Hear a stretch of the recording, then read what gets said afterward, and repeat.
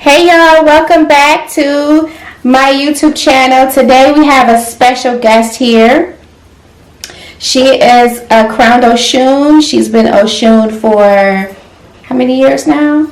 Was it 30 and a half or something like that. Mm-hmm. Okay, nice. 30 and a half years crowned Oshun, and also a Iyanifa, right? Yes. Mm-hmm. Okay, so we're gonna talk a little bit about her journey and how she started and everything of that nature. So tell us a little bit about what brought you into the tradition and how you actually started and made this like your life journey here.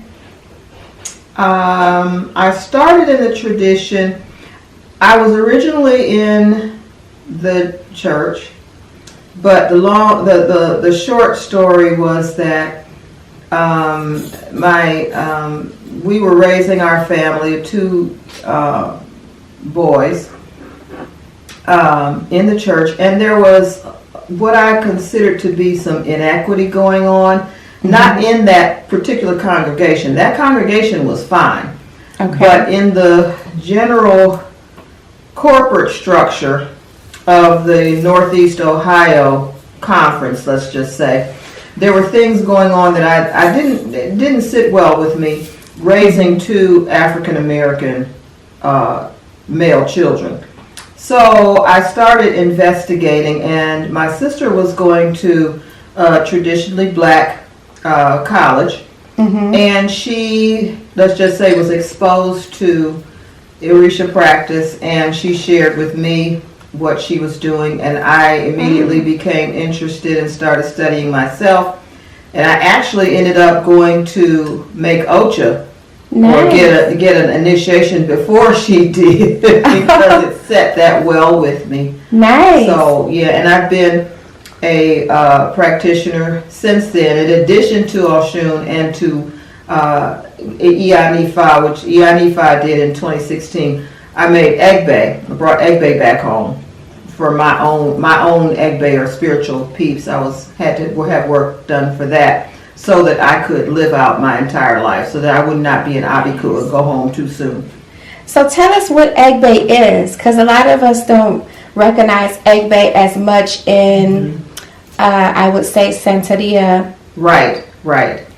Let me just say that a person, a fellow priest, when I told this person that I had been to Nigeria to make Egbe, and this was like when did I make Egbe? 1996, so it's been a long time. Mm-hmm. When I told that person that I made Egbe, they kind of got a little huffy and said that you could have just done palo. And I thought, okay, but Ifa said do Egbe, so I did Egbe. Egbe has to do with your spiritual guides or your spiritual family. Okay. What I've been told as far as the cosmology is concerned and the theology of Ifa, your Egbe is your first family. That's the family you have in the spirit world, in heaven, at home, however you want to refer to that. Mm-hmm. And then when you come through the birthing process, then you join your second family, which is your earthly family. Oh, but all of us, every single human being on the face of the earth, is said to have an Egbe. The word Egbe means society. Wow. So we all got an Egbe. Some of our Egbe works on our behalf, but typically your Egbe can be kind of precocious, okay, or kind of mischievous. So you might pick with you, pick with you, pick with you, pick with you. And this is why you will see some people who like are pinging off the walls, or who just seem to be kind of out there sometimes. Mm-hmm. A lot of that is Egbe activity. This does not mean that Egbe is evil. That does not mean that, because I've had some people say we should stop telling people that Egbe, pick with them and make them. Mm-hmm. No, we shouldn't stop telling people that, because what I was taught by Awishe Agbaye. Awishe Agbaye means spokesperson of Ifa to the world. Wow. Awishe Baba Abimbola, Wande Abimbola, is close to 90 if he's not 90 years old. And most all of the theology that I learned from him had to do with, I just learned all the theology from him. And he said that your Egbe can be mischievous. And it's because we don't all come to earth together. Some of us will come to earth and then others will stay. But they want to continue to get in touch with us. And some of them might, and especially if we don't pay any attention to them. For example, how many of y'all's grandmothers had a fruit bowl sit out? Yes. How many of y'all's grandmothers had a candy dish? All the time. Yes. Now, I think from observing, from my trips to West Africa, to Nigeria, I think that is a throwback to what they do to appease Egbe, because what they told me, set some candy out. People can eat out of the dish, but keep refilling it. Set some fruit out. People can eat out of the dish, but keep refilling it. That's what they told us to do, at least in Oyo, in Ibadan. So, to me, that's a throwback from somebody brought that tradition over. Right. And it can keep your house peaceful. If you can't do it at your house, what I would do when I was practicing school nursing, I would take snacks to school, and I'd have a bowl. But I'd take the healthy snacks, like granola bars and stuff like that. And the kids knew they could come get it, especially if they came to school late and they didn't have no breakfast. They could go to the nurse would give you a juice box, and you could get this. As long as you don't take 5 or 6 of them, you can have some. But there are ways to do that. People take snacks to their job. My brother does that. He doesn't even know what he's doing. I told him, I said, you know you doing the Egbe thing. Virgil. He takes snacks to work, and they be looking for snacks. My mother will bake a cake. My brother will take half the cake to work. So feeding people is one way to appease that. Nice. But, that's basically what your Egbe has to do with. There are different aspects, but that's a whole nother conversation. Wow, that's beautiful. Egbe is very important, especially today, because I think a lot of people's Egbe is running amok right now. Yes. Oh my God. Crazy. We're gonna have to have you back, invite you back over for another segment on Egbe alone. I think that is a great topic. I've always was so interested in knowing the mysteries behind the Egbe. Your society. Thank you. Thank you so much. So tell us a little bit more about when you, after you got crowned, and you were saying you learned from your Baba Alambola. Baba Alambola. Okay, and was that the house you were in? Nope. I was not initiated to that in his Ile. Okay. I'm not even sure he had an Ile then. I was initiated to in a local group. And let's just say I was only destined to stay there for a little over a year, maybe. I finished up my year in whites there. And then it was time to move on. And that's sometimes for some people, that's a good thing. It depends on what your destiny speaks of, and what you need to learn for what it is that you're going to do in the future. I ended up leaving there, and it was like several people opened up to receive and teach me. Baba Abimbola being one. Baba Metahochi Ibaye. Baba Metahochi was an African American. I think he had Shango. And Ifa. And he was in, I want to say Milwaukee, I think. But Baba Metahochi, older African American gentleman who I worked with a little bit too. Baba Lafia Ibaye was the first African American Oriate in the United States. Wow. Yeah, he was in Brooklyn, I think, New York for a while. Then he moved to Cleveland. So I learned from him. Did several ochas with him. Wow. And who else did I learn from? I learned from Baba Falokun. Okay. I learned from him. And then other ones who, weren't as well known, but still I learned from them. Iya Kathy Royal, Iya Beji in Maryland, who's still with us. And a little bit from Iyanifa Van Zandt, a little bit. Oh, I love her so much. Yeah, I love her.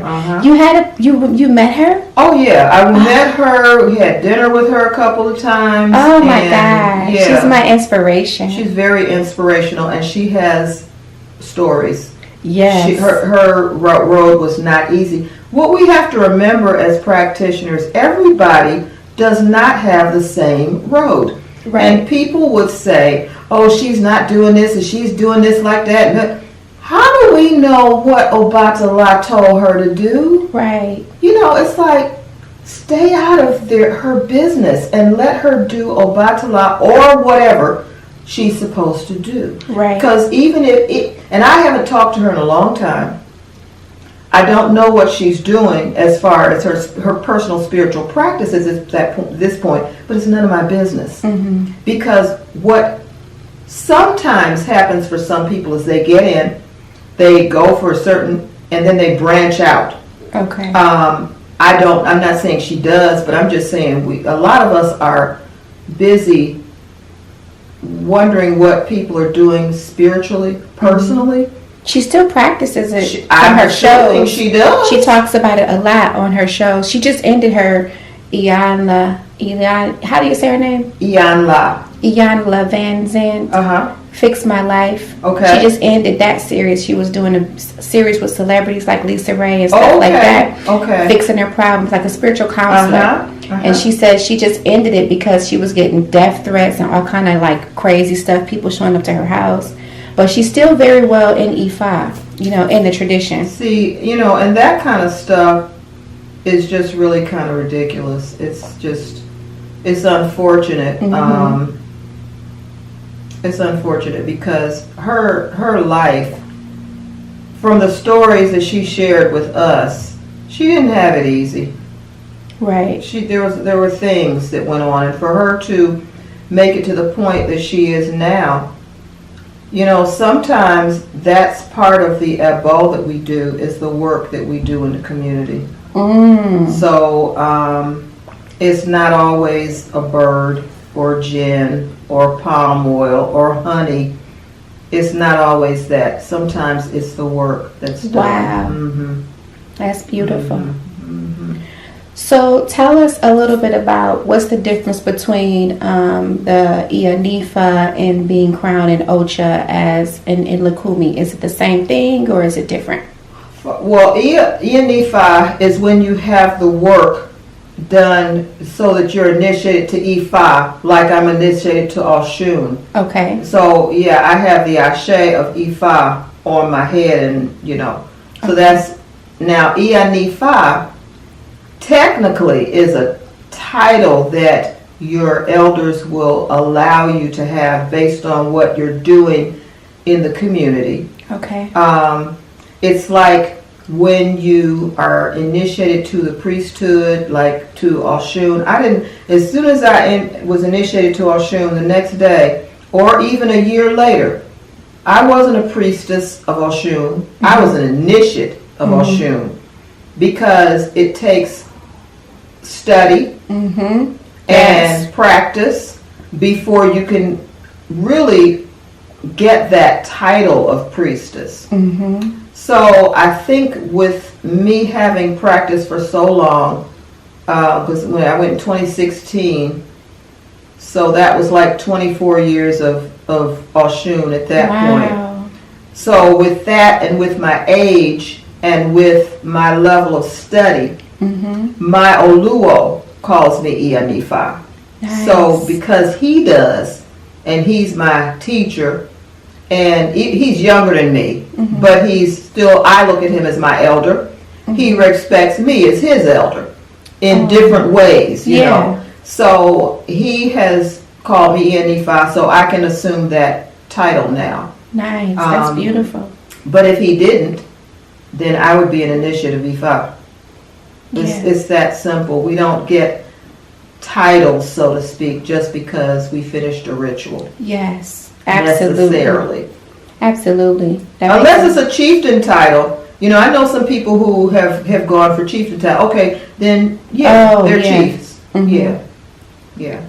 But they came a long way. What are chiefs? Well, I guess, you know, I'm assuming that the chieftain title is something that they confer on someone who is really, really excelling in what it is that they're doing. Mm-hmm. You know, as far as in the community or in their initiation process, they have been or in their priesthood, they have been recognized, and you know that's who they are, and they have had a ceremony that the chieftain title is conferred on them. Okay. So it's a whole ceremony where they think, okay, you have earned this, you know, this year. Okay. So and I know a couple people who have chieftain titles, and they're younger than me, but I mean, you know, that's what they do. That's what they got. Yeah. Mm-hmm. That's their path. Their destiny. Yeah. And they're making it happen. So yeah. So speaking of that, what is it that you tell us a little bit more about yourself and what you do for the community and everything of that nature? You do a lot. It's interesting because I kind of am being reminded of what I've done and I'm doing, because a lot of times people will say, oh, we need you to do so and so, and I'll just go, okay, and I do it, and then I'm done with it and I don't think about it. Mm-hmm. I do read for people. Mm-hmm. And I like teaching. Mm-hmm. And with the teaching, with that considered, and the speaking, my path is in the IFA community, but it's also in the greater community. Now that's based on, and I can see it because my Odu for my hand of Ifa, Egbe is a think big, a broad spectrum Odu. Okay.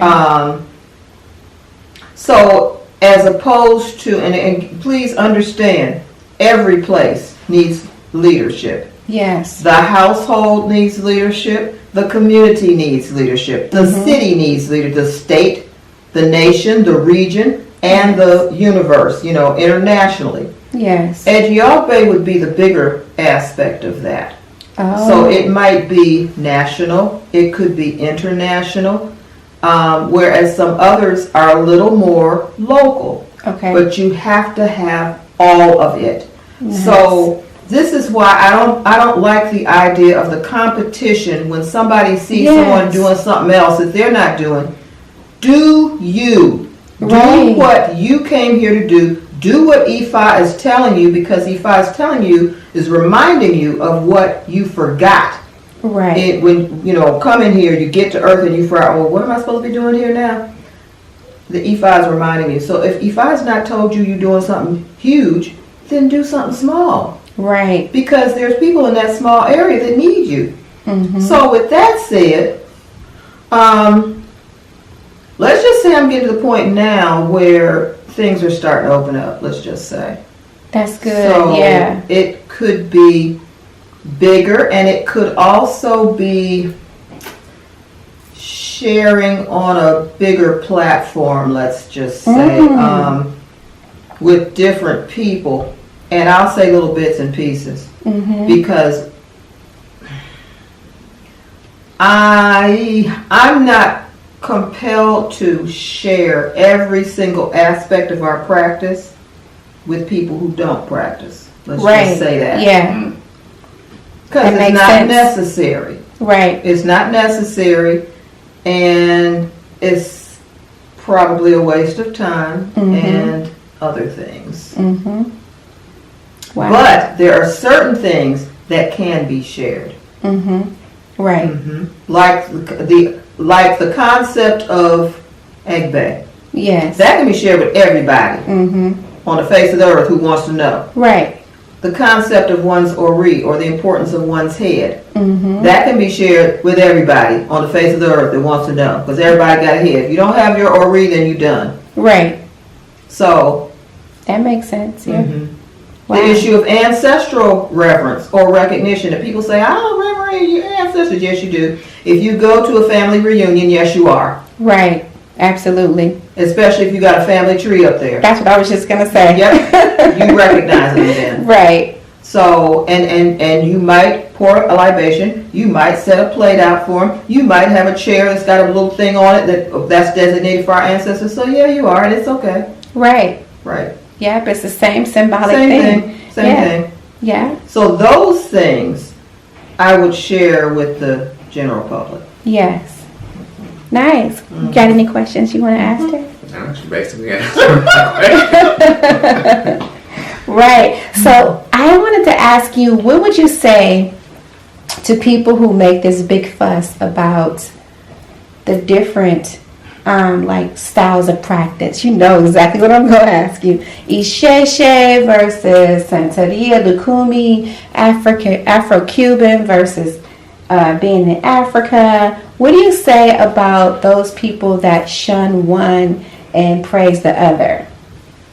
What's your take on that? Sips tea. No, for real. Yeah, that question is interesting because we have to remember how this all came across the water, first of all. Okay, talk about it. First of all, it was, okay, if you go to Nigeria, and this irks me when people say, well, in Africa they do it so-and-so. Stop. Because even in Nigeria, there are different ethnic groups. Even in Yoruba land, which is southwest Nigeria, there are different methods of practicing based on the region. So, for example, and then I give this example all the time. When I went to Baba Abimboula's house, that was my first trip to Nigeria. He lived in Oyo State, Nigeria. Okay. His lineage did not give Ogun rooster. I was initiated in Lukumi house. When I got my warriors, we consecrated Ogun with rooster. They don't, because they believe that if you give Ogun rooster, he gets really amped up and then you have to give him dog. Now how are we going to be doing all that over here? All like that? We can't do it like that here. Right. Plus, for me, that's not how my Ogun was consecrated. I gave rooster. But when we're working with him, and if he needs to feed my Ogun, because if I said it, he's going to ask for something else, like guinea hen or pigeon or something.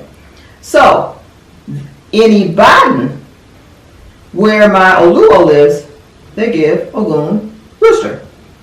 So you can't say in Nigeria they do X, Y, and Z. It depends on where. Right. So when we're arguing about Isheshe and arguing about Lukumi and arguing about Santeria, we have to realize these people, our ancestors did the best they could where they were planted. Blooming where planted, they blossomed. Yeah. And now that the world has opened up with the internet and with books and all that stuff that got information in it, we have to realize everybody didn't do things the same. They couldn't. Right. So, and this is why, generally speaking, when I talk and reference something that I know, I say, as long as we will recognize and acknowledge where we got information from, we're good. Because information comes from a lot of different places. So I don't like the complaint and the debate and fight about Isheshe is right the only way and Lukumi is the only way. But with that said, people who know me well and know how I roll know that I go to church. I specifically felt my African American ancestral need for me to be back in a congregation. And what I did first, the first thing I did was went to Ifa. I said, okay, what's this going to look like? Is this recommended? Should I do this or not? Ifa said that the system of Ifa stretches to accommodate all different kinds of faith.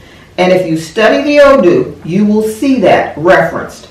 there are, and I can't remember which Odu it is, but there is an Odu that has a verse that talks about Christ's life and predicted how he was going to be crucified. Wow. There are verses in there about Ramadan and Islam and fasting. Oh yes, they're in there. So while we're talking, we need to know what we're talking about, because Ifa when you say a cosmology means worldview. So that's how they view the world. These things were seen and predicted. So when Ifa said it was okay, then I went to, and it happened to be a Catholic church in the hood. Yeah, I know what the Catholic Church is accused of. I'm real clear on that. And maybe that's why I'm there. But I've had a really good experience there. I went and talked to the parish priest, and I told him, this is who I am and this is what I do. Will I be welcome here? So the bottom line was yes, I was. And anytime we needed something cultural, because that church has an Afrocentric mission statement. Okay. He would come to me and say, what can we do to engage the congregation that's cultural? And that's what, I didn't go in there promoting, IFA or none of that, yeah, we here to do this. But I know my African American ancestors were happy because I also sing. And I was mainly singing on behalf of my father. Wow. He used to love to hear me sing church music, old school hymns and spirituals and this and that. One thing I think that maybe we should consider as African Americans practicing Isheshe, Lukumi, whatever that is maybe we shouldn't totally step over our African American ancestors to get over here, back to Africa. Because these are the ones who raised us, right? Whether they did a good job or not. They did. Our grandparents, our great-grandparents, our aunts and uncles, all of that, we can't step over them. I think it's real disrespectful. Right. Now, some people had trauma, yes. But for me, I tried to do it in a way that was respectful to what I embrace now, which is why I went to Ifa first. And then I went to the priest to make sure that I was going to be welcome. It wasn't going to be a mess. And I mean, yeah, that's for me. It works for me. Yeah. It may not work for everybody else. And yeah, when I'm standing up there, sometimes I'm thinking, I don't believe that. I don't know about all that. But, okay. My Ori just isn't on board for every single detail. Because there's a whole history for that too. The whole, you're going to give the black folks the Bible and then you're going to take the land. Or you got black folks over there who sold us to the folks coming to get people. Oh, here, you can have 10 of them, give me this, and they give it, and then you take half the community. There's other stuff going on too. And we can't overlook that. I think that's what I'm somewhat torn to about the slave masters and about how they indoctrinized us and they bred us on those plantations. And I think that's the part that makes me stuck. So in my Odu, it came out that I have to go to church.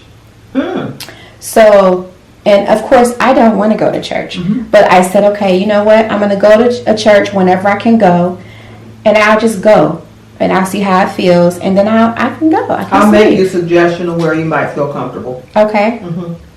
Okay. Perfect. I'll make you a suggestion. Thank you. Because I was like, maybe I should go to a Catholic church. Because I went. You don't have to. When I was in Cuba, we went to a Catholic church, and they were telling me who the statues were recognized as, and then who they were as Orishas. Which one did you go to? Regla? Did you go to Havana? It was in Havana. Probably, yeah. The big one where Yeah, and I don't remember the name of it, but they had like huge statues all in there, and everything was so pretty. And it was on the water, kind of, sort of, right next to the water was the church.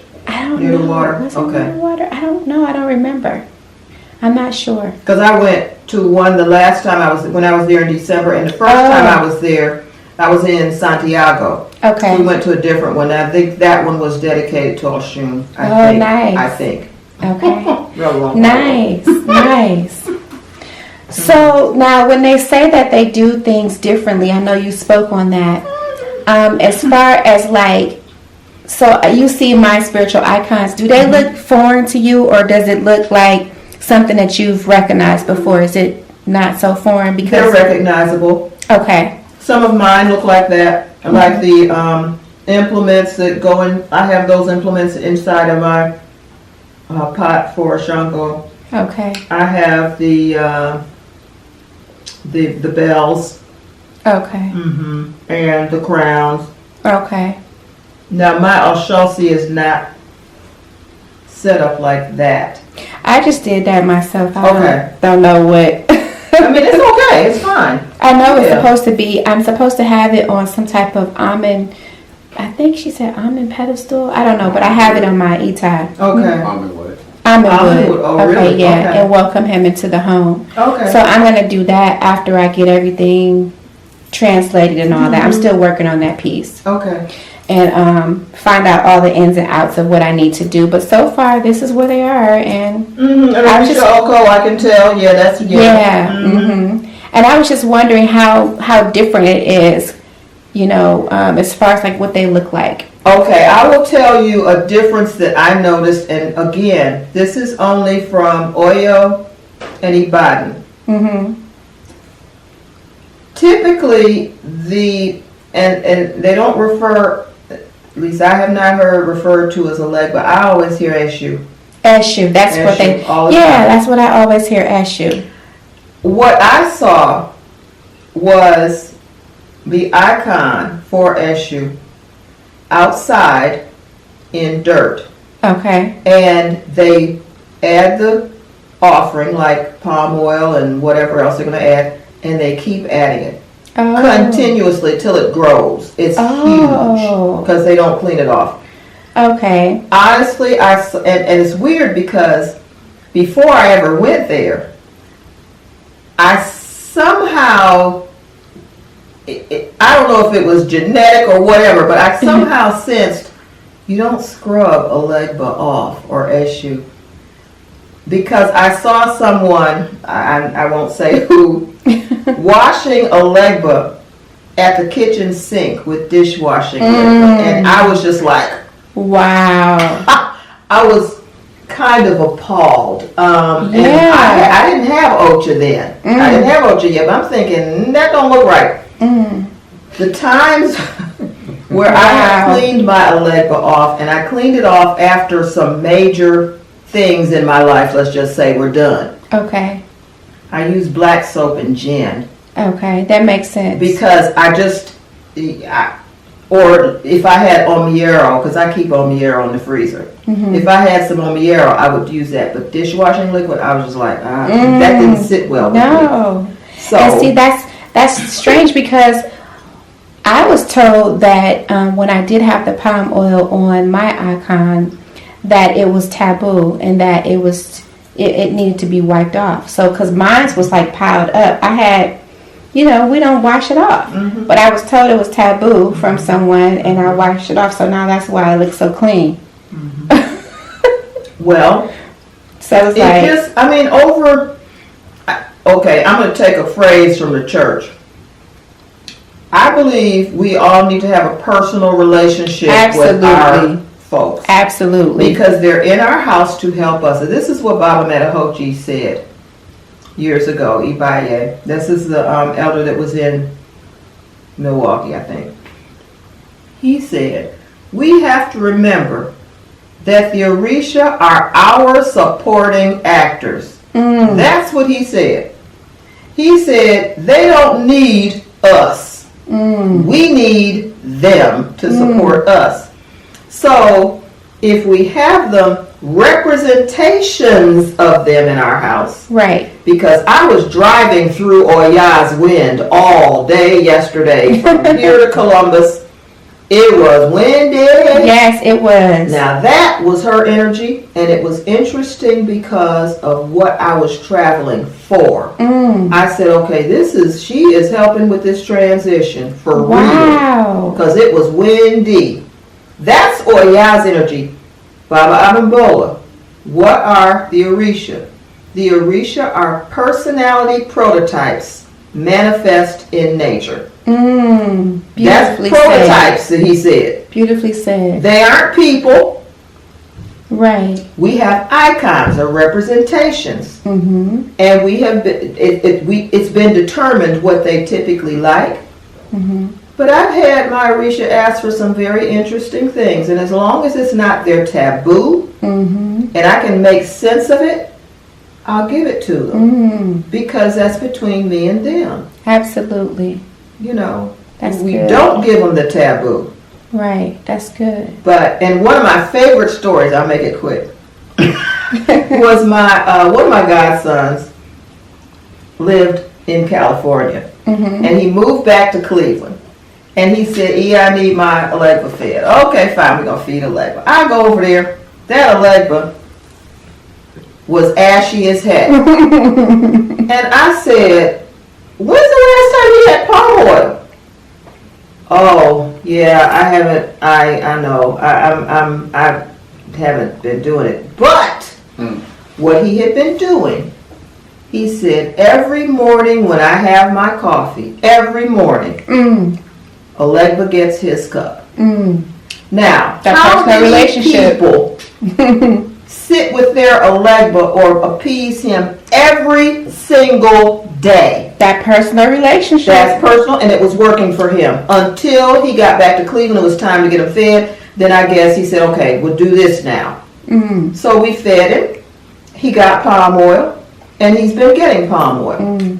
But while he wasn't and couldn't, and I wasn't there, and he didn't know anybody there, that's how he maintained him.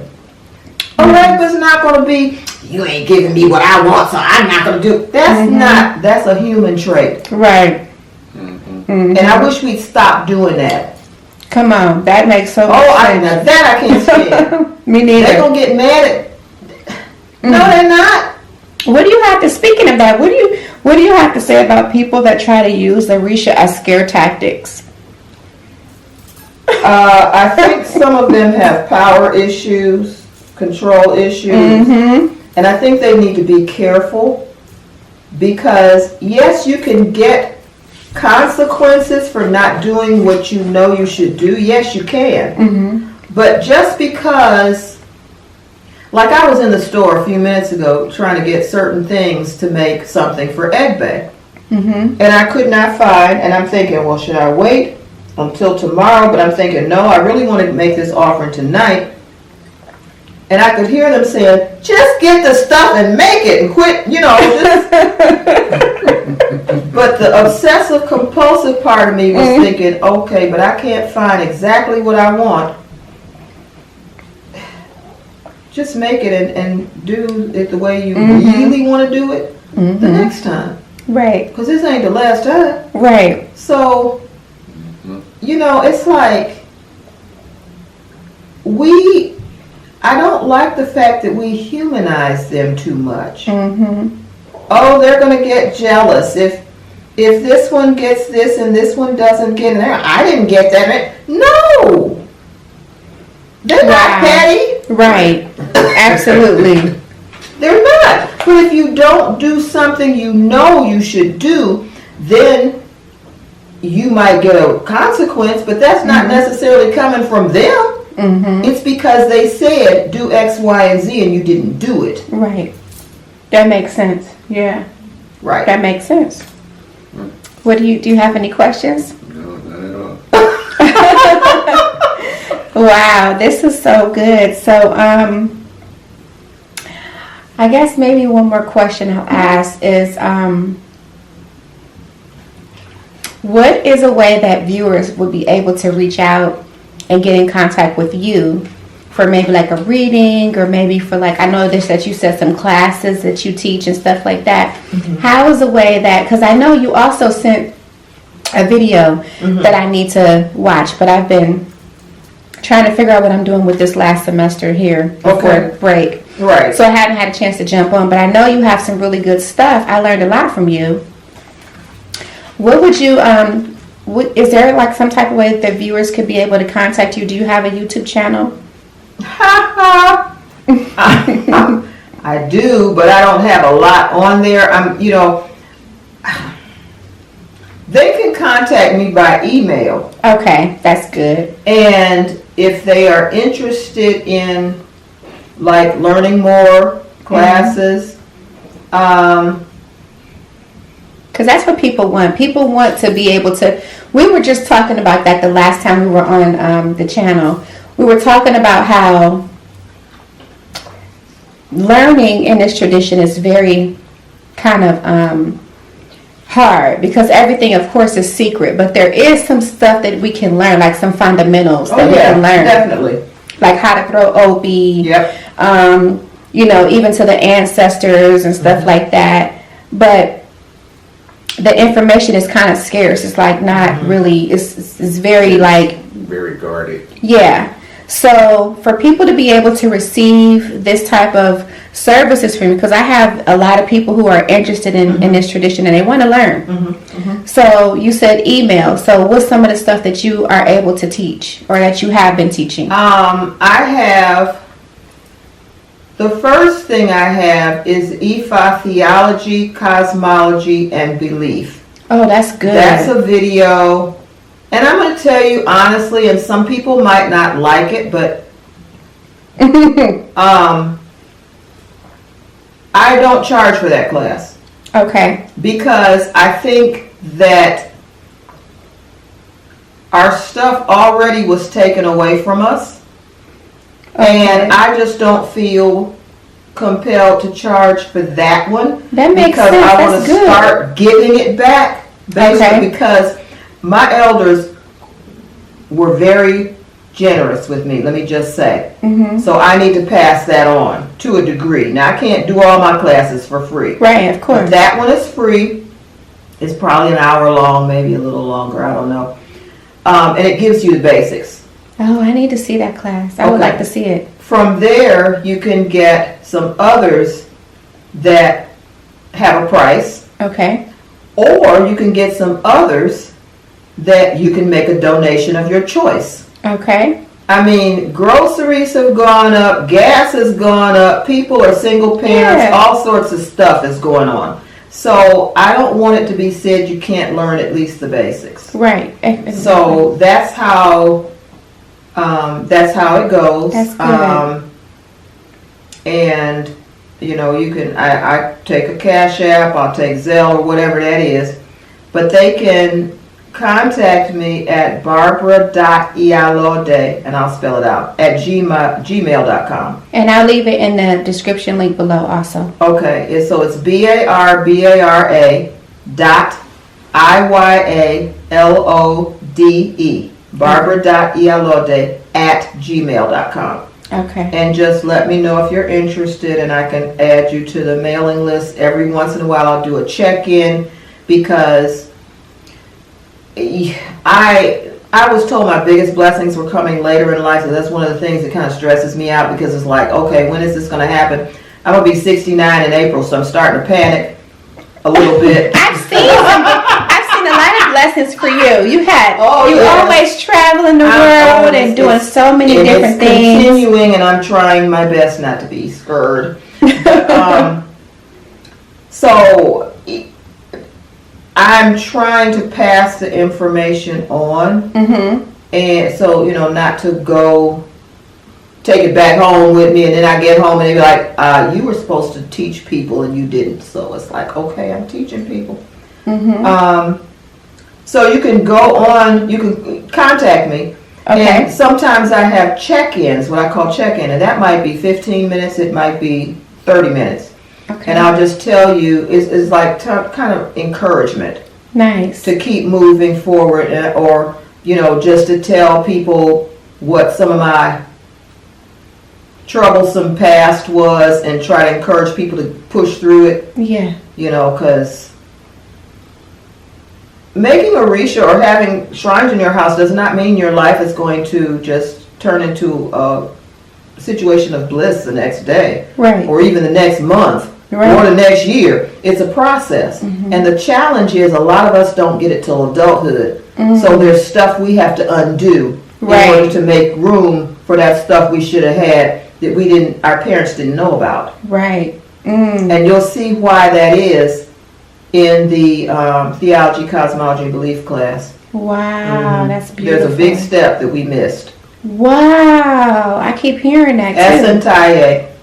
We missed Santeria. That's done 7 to 11 days after the baby's born, and it gives the parent the blueprint. Wow. We didn't get that. I didn't start with this until I was 30 or something, you know. Yeah. And it's funny because a lot of people who have grown up with this, some of them, they don't really even have their shrines in their home. Like I know someone who has all their kids' shrines in their home. And I don't know if they ever they look clean to me. So it's like they grow up and they go about their way. And it's just kind of like, it's an advantage, but it's a disadvantage too, because it's like they don't take it so seriously because they grew up with it and it's just natural. They're just going about their everyday life, and they may even go off into the world and do something else and not even really believe in it. Exactly. I understand that. I have sons, and they both kind of, sort of, deal with it, kind of, sort of, at their own rate and in their own way. But I find that I do a lot of prayers and work on their behalf because that's just the way it is, Yeah. So I get that. Yeah. And that has to do with one's Ori. Yeah, one's Ori. Yeah. That's awesome. One thing you said a while ago was that Orisha's not going to give you what your Ori won't. Yep. The Orisha cannot give what your Ori will not accept. Yeah, that's exactly what you said. So if you're hard-headed, you won't follow the rules, or if you don't want to do what's necessary in order to get where you want to go, or you just not, it's that much harder. Yeah. It's that much harder. So, yeah, if you want to know what classes I offer and which ones are pay, which ones are free, which ones are donation, just send me an email. Okay. Yeah, definitely. So I'll definitely put your information in the description link below. And I wanted to thank you again for coming on to the channel and sitting here talking to us, answering all of our questions. Guys, please check out Iya Barbra's information here in her videos. Send her an email and request some content from her, or book a reading with her to get a reading done. Thank you so much, gods and goddesses, moons and suns. Moon represents feminine energy and sun represents masculine energy, right? Right.